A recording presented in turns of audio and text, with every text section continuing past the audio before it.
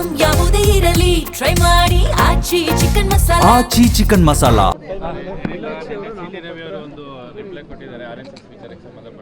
ಏನಂತ ಅಂದರೆ ಈ ಹಿಂದೆ ಯಾರ ಕೈಯಲ್ಲೂ ಕೂಡ ಏನು ಮಾಡ್ಕೊಳಕ್ಕಾಗಲಿಲ್ಲ. ನೋಡಿ ಒಂದು ನಿಮಿಷ, first of all C T Ravi ಅವರಿಗೆ RSS ಅವರ ಇತಿಹಾಸ ಗೊತ್ತಿಲ್ಲ ಅನಿಸುತ್ತೆ.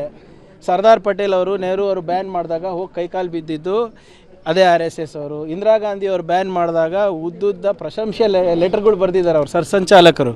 ಓದಕ್ಕೆ ಕೇಳ್ರಿ ಅವರಿಗೆ ಇತಿಹಾಸ ಮೊದಲನೇದು. ಆಮೇಲೆ ರಿಜಿಸ್ಟ್ರೇಷನ್ ಮಾಡ್ಕೊಳ್ಳಿ ಅಂದರೆ ಯಾಕೆ ಅಷ್ಟು ಭಯ ಅವರಿಗೆ? RSSಗೆ ರಿಜಿಸ್ಟರ್ ಮಾಡ್ಕೊಳ್ಳಿ ಅಂದರೆ ಇವ್ರು ಯಾಕೆ ಉತ್ತರ ಕೊಡ್ತಾ ಇದ್ದಾರೆ?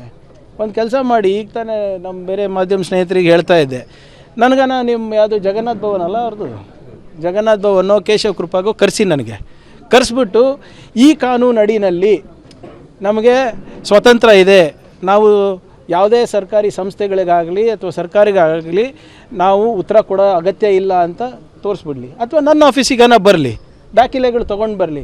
ನೋಡಿ ಸರ್, ಈ ಕಾನೂನು ಅಡಿನಲ್ಲಿ ನಮಗೆ ಯಾವುದೇ ಸಂವಿಧಾನದ ನಮ್ಗೆ ಯಾವುದೇ ಸಂವಿಧಾನ ಲಾಗೂ ಆಗೋದಿಲ್ಲ, ನಮ್ಗೆ ಯಾವುದೇ ಕಾನೂನು ಲಾಗೂ ಆಗೋದಿಲ್ಲ ಅಂತ ನನ್ನ ಆಫೀಸಿಗನ ಬಂದು ಹೇಳಿ, ಇವ್ಯಾಲ್ಯೂಯೇಟ್ ಮಾಡ್ತೀನಿ. ತಪ್ಪಿದರೆ ನಾನೇ ಕ್ಷಮೆ ಕೇಳ್ತೀನಿ, ಇಲ್ಲದ್ರೆ ಅವ್ರು ತಿದ್ಕೊಳಕ್ಕೆ ಹೇಳಿ.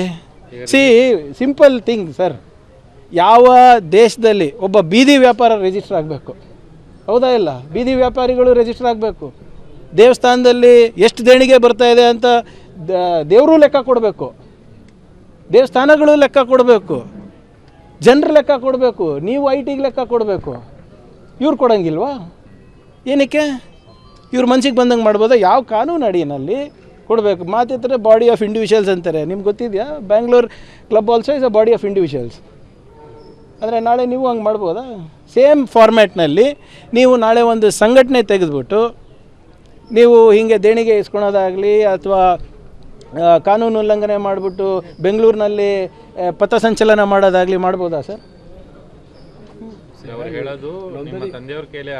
ಆಯ್ತು ರೀ, ಇವ್ರಿಗೆ ಗೊತ್ತಿಲ್ಲ, ಇವ್ರ ಇತಿಹಾಸ ಹೆಂಗೆ ಈ ಹೇಡಿಗಳು ಬಂದು ಕೈಕಾಲು ಬೀಳ್ತಾರಂತ ಗೊತ್ತಿಲ್ಲ.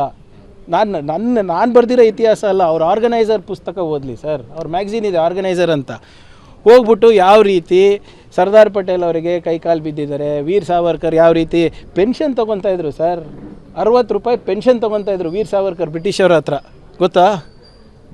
ಇವ್ರ ಇತಿಹಾಸ ಅದು.